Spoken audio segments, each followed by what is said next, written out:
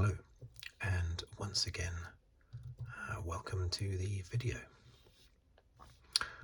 This one continuing my series looking at Formula One Grand Prix races from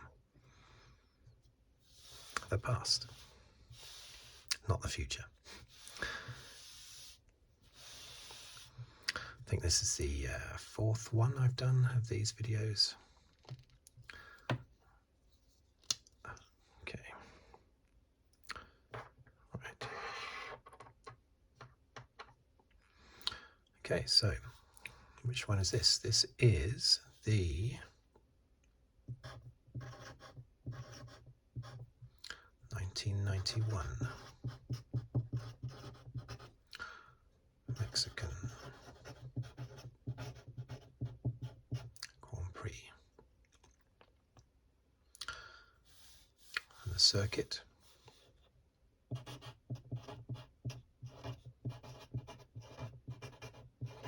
The Autodromo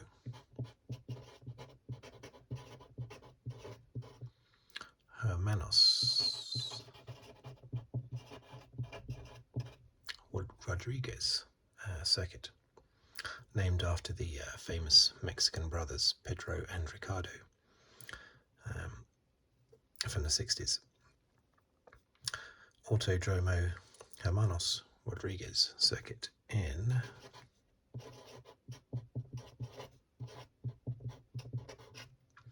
Mexico City. This was a fantastic race, just like the previous year's one in 1990. And 89's Mexican Grand Prix was good fun as well, up until the point where Mansell retired because he was challenging Senna. Anyway, that's a different race.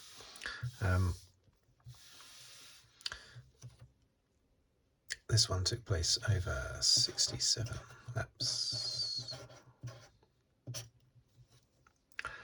Now, I have this race recorded. I mentioned in a previous video recently that I have this race. I recorded it on VHS off the TV at the time, just the 40 minutes highlights program. There was no live coverage of non-European races back then. So just the highlights program in the evening.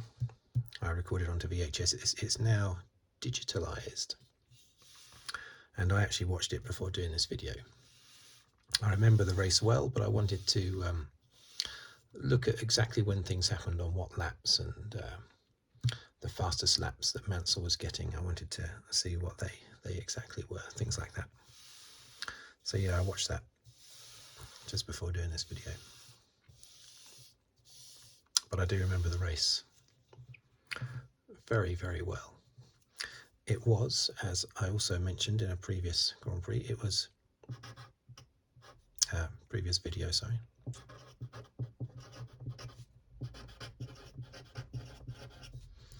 Adrian Newey's first win,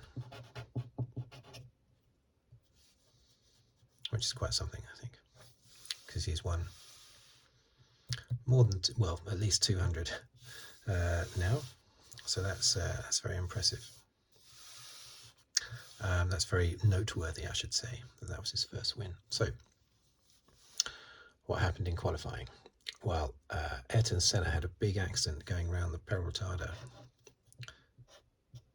That deserves to be written down, doesn't it? Peraltada, what a corner. That's the corner that Mansell overtook Berger on the previous year, 1990. Fantastic corner. It's been neutered now, of course. It's I think part of the corner is still there, but it's gone basically from the circuit. Fantastic corner. Best corner in Formula One. Supremely fast corner, basically curve, and it's supposedly impossible to overtake on, but Mansell did it to Berger in 1990 around the outside as well.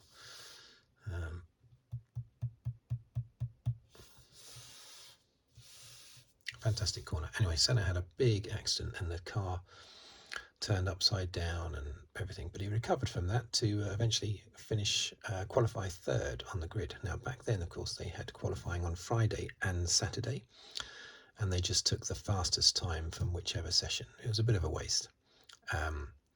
And this was one of the reasons why it was a waste, because the Saturday qualifying was washed out with rain. So it was a complete waste of time. All the qualifying, the grid, was made up from Friday's qualifying, where Patrese had managed to get pole position, despite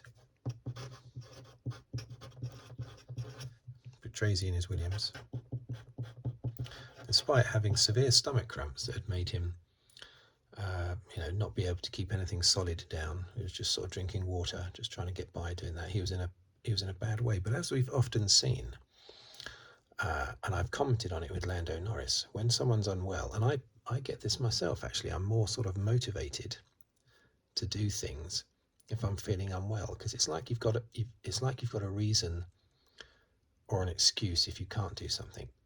And so because of that, I find it psychologically easier to do things if I'm ill, because I know that at any point I can stop and legitimately say I'm ill, can't do anymore.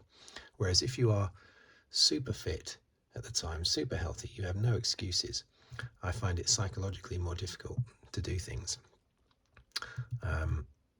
because you have no excuse to fall back on. And so, that seems to happen with Lando Norris, who seems to be ill a lot, basically. He's always got something going on. And whenever he is ill, he seems to perform really, really well in the car. And it certainly happened to Patrese here, putting his car on pole position.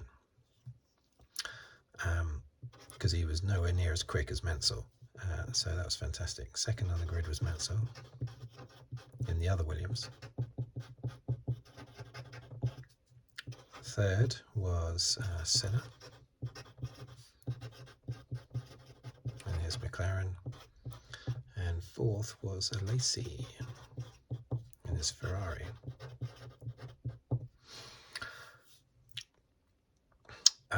Now, going into this race, this was round 6 of the championship, and Senna had won the first 4 races,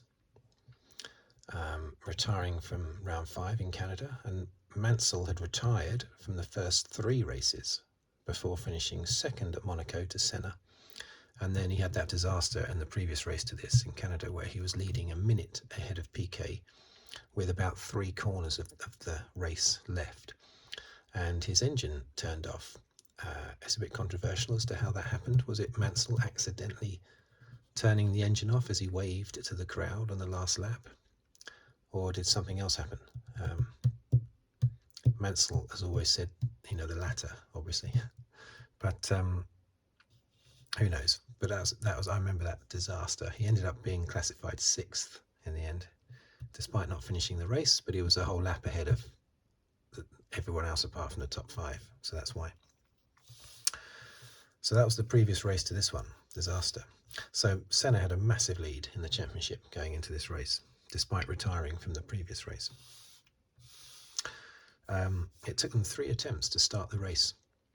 The first time, what was the problem the first time? The first time was a marshals thought that they saw a fire in J.J. Leto's Dallara. So he rushed onto the track, waving his arms to stop the race. And there was no fire. So there you go. Anyway, safety first. Better to be safe, and if you suspect there's a fire, then that's how you should react. And on the restart, Olivier Griard, there was a problem with his car. I don't know exactly what the problem was, but there was a problem with his car, and that caused that start to be stalled. So then they went for a second restart, the third start. And Mansell got away ahead of Patrese. Patrese had a bad start. So you had Mansell leading, you had Alesi up into second, Senna up into third, and Patrese had slipped from pole position down to 4th. But then over the next few laps, over the next 10 to 15 laps, and I remember thinking this at the time, I remember thinking, why is Mansell not pulling away? the Williams was dominant in that race as it had been in Canada. They'd really got their car together after McLaren had been dominant for the first few races. And I thought, why isn't Mansell pulling away? But he wasn't. He had Senna relatively close behind him, a couple of seconds behind. And as I say, Alesi, wasn't it? Yeah. And then Senna, and then Patrese. Senna then got past Alesi. Still, Mansell wasn't pulling away. Patrese then got past Alesi to third. Patrese then got past Senna for second, and then closed in on Mansell. And it was obvious that Mansell had a problem. I thought, oh no, Mansell's going to retire. I remember thinking, Mansell's going to retire. I can't believe it, after the disaster of that last race in Canada as well. And sure enough, it was on lap 15. Patrese took the lead from his teammate.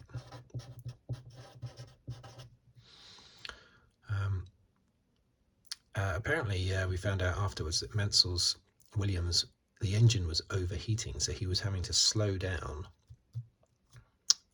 down the straight, basically.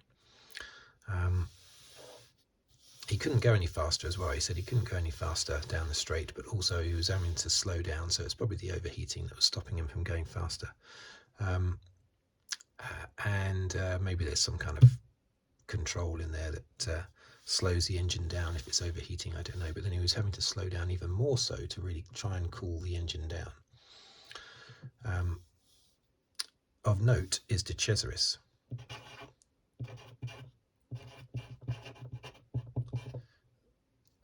He had been given the nickname De Crasheris because he used to crash a lot. I think he's very underrated. I always thought De Cesaris was really, really fast, but the problem is he was so unreliable and so inconsistent. He would one race he would do really, really well, drive really well, and then the next race he would be terrible and at the back of the field or knocking people off the track and all sorts of things. In this race he was fantastic because he started 11th on the grid, and already by lap 15 he was up to fifth place, bearing down on Nelson Piquet. So you had Patrese leading, and then you had Mansell with Senna right behind, then Piquet, then De Cesaris, then Roberto Moreno, Piquet's teammate in the Benetton. Moreno would later this year, 1991, later in the year, he would be replaced, of course, by the new guy, Michael Schumacher. Lap 21. Right. Where am I going to put these details? Maybe I'll just put it like this. Lap 21. Patrese is steaming ahead. Patrese is now plus 7 seconds. Plus 7 seconds, basically, out in front of Mansell. With Mansell having Senna bearing down on him, looking to overtake. On that same lap 21, there was a notable retirement. The wheel came flying off, driving through the S's. The wheel came flying off of Martin Brundle's. I think was he in a Tyrrell or a Brabham? I think it was a Tyrrell. And his wheel just suddenly flew off the car. This is before they had wheels tethered to the car. You know, that happened after 1994 and Senna's big accident. So yeah, his wheel just came flying off. I don't think it went into the crowd, but it just flew out of shot, basically. And that was the end of Martin Brundle's race. So then Senna was attacking Mansell lap after lap. He kept going down the main straight. He kept nearly getting past. He'd pull alongside. He'd tried to go down the inside. He'd tried to go down to the outside. Mansell would block. And Mansell was grimly holding on to second place. And lap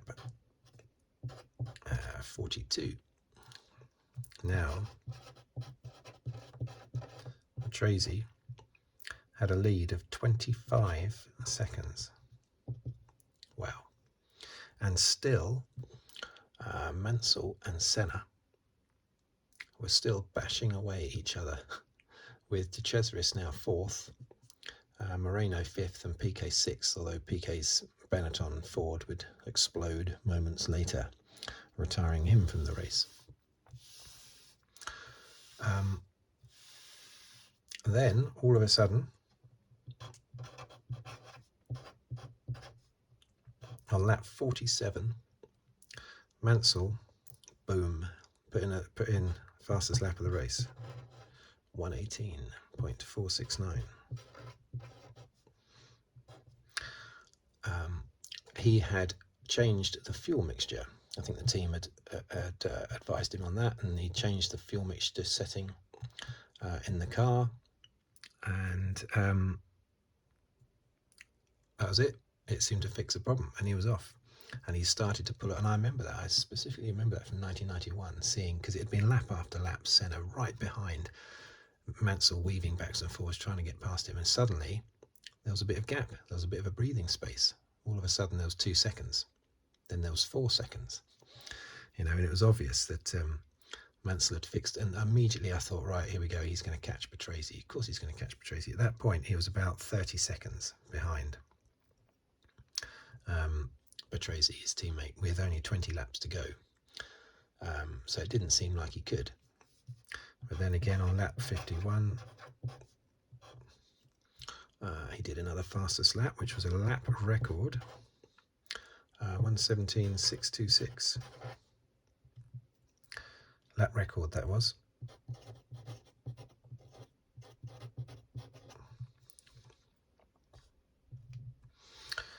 And he was bearing down so fast now, so that on lap 56, just 5 laps later, Patrese now only had a lead of plus 12 seconds. And it had been just 14 laps earlier, it had been 25 seconds. And indeed, it would have increased from 25 closer to 30 before he suddenly put in the fastest lap on lap 47. So it's just incredible. The gap was reduced by so much in such a short period of time, just in the space of like 10 laps. It'd come down by between 15 and sort of 16, 17, 18 seconds. Incredible. It was so exciting watching it at the time. Then on lap 61,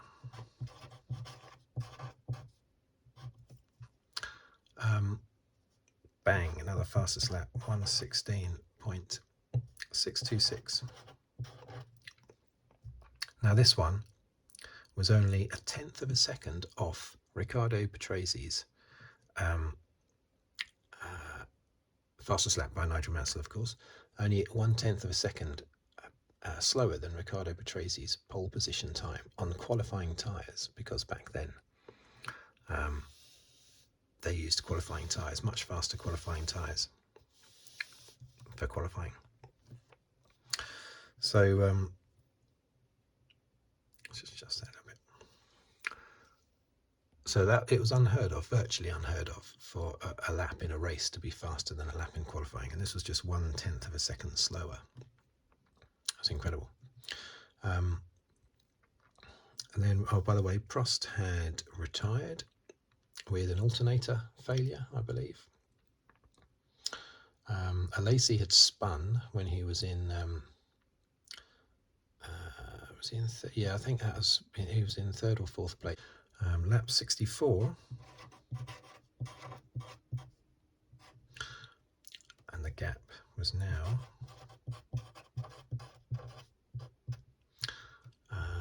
3.5 seconds. God, it's so exciting. I remember these sparks were flying off Mansell's car, maybe because he was going faster. He was his car was bottoming out more so, and the sparks were flying out from both the sides and the back of the car. It was fantastic to watch him going around the Peraltada.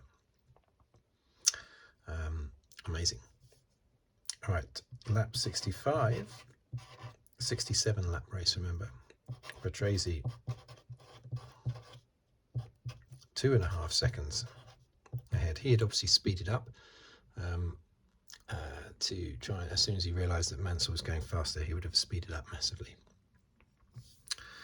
Anyway, in the end, they crossed the line 2 laps later, basically. Mansell getting closer and closer and closer, but he never quite got into the the slipstream right behind Patrese car. Patrese managed to hold him off. So Patrese won the race, with Mansell, his teammate,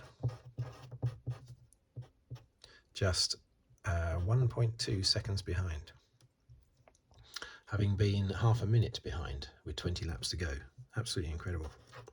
Senna was about a minute further back, and we had Cesaris, who managed to hang on to that good result in his Jordan.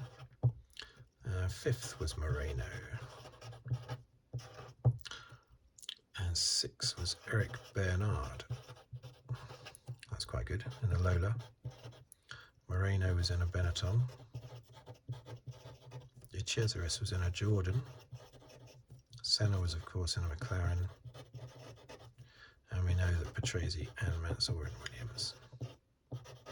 Williams Renault. McLaren Honda, Williams Renault. That was a Jordan Ford, a Benetton Ford, and a Lola Ford. Let's put those in. A lot of Ford engines in Formula One at the time. This was a Honda.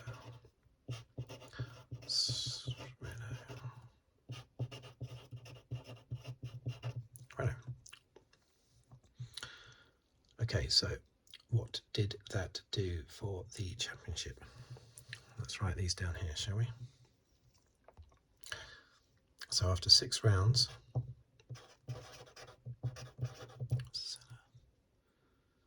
Senna had 44 points. It was 10 points for a win. That was the first year that we had 10 points for a win. It was 9 points for a win previous to that for many years.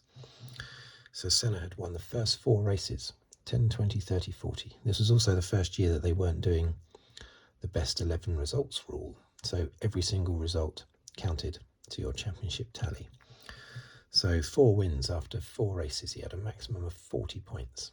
Then he retired from Canada, but then he got 4 points for 3rd place in Mexico.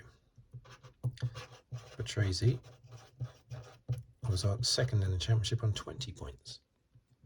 Due to his win and 2nd place in Canada, and I think he must have picked up a 3rd place in one of the first 4 races, but I'm not sure which one.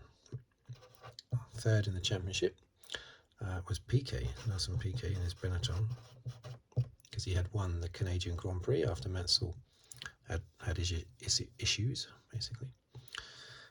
So Piquet was on 16. And then we had Mansell on 13 points. Now, I remember people saying, I specifically remember a journalist or someone saying on TV or radio that Riccardo Patrese was the threat. Now, he was the threat to Senna in the championship, just because Patrese had won that race and was 7 points ahead of Mansell. I knew that was total tosh. Patrese only won the race because Mansell had his engine had been overheating. As soon as he fixed that problem, he closed up half a minute on Patrese. And in Canada, had Mansell's engine not turned off for whatever reason, whatever caused it, had that not happened, he would have finished about a minute ahead of Patrese. Instead, Patrese picked up a 2nd place, and Mansell only got 1 point for 6th in Canada. So Mansell was clearly dominating Patrese, but it just had a bit of bad luck. And that was borne out by the fact that in the next race, Mansell, in the French Grand Prix, Mansell dominated, won the race. The race after that, the British Grand Prix, Mansell dominated, won the race. The next race after that, the German Grand Prix, Mansell dominated, won the race. 3 wins on the trot to put him only 8 points behind Senna. And he just blew Patrese away. Patrese was very quick that year. His pole position here was fantastic, and he did get out-qualify Mansell a number of times this year. But overall, especially over a race pace, Mansell, had very much so had the beating. It's a bit like Hamilton and Bottas. There would be times when Bottas would out-qualify Hamilton. He'd get pole position, 1 lap speed, good. Over a whole race, different matter entirely. Okay, so Constructors' Championship, we had McLaren Honda, of course, leading with 54 points.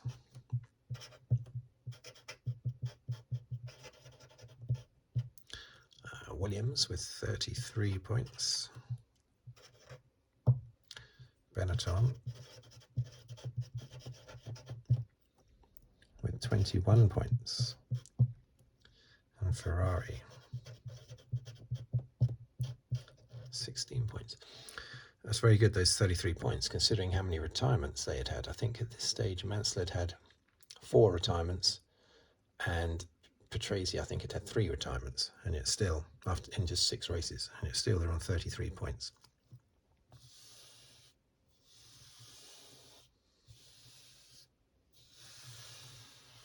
So there you have it, the Mexican Grand Prix from 1991. If you can, I don't know if it's on YouTube, because I've got my own recording taken at the time. I don't know if it's on YouTube, it might be, but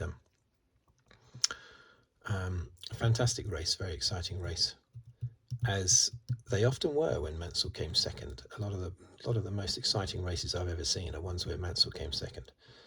I think it's because when he wins, or when he used to win, when there were no problems with his car, he would win by a mile, so they weren't very exciting races. But if he had an issue with his car, or was knocked down the field for some reason, or anything like that, it was extremely exciting seeing him fight back, and he'd often finish second. The big exception to that, of course, Hungarian Grand Prix 1989, which I covered in a previous video, where Mansell qualified 12th and he won the race.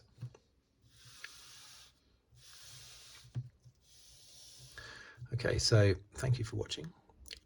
Thank you for listening. If you'd like to subscribe, please do so, if you haven't already, or comment on the video, or like the video even, and I will see you on the very next video.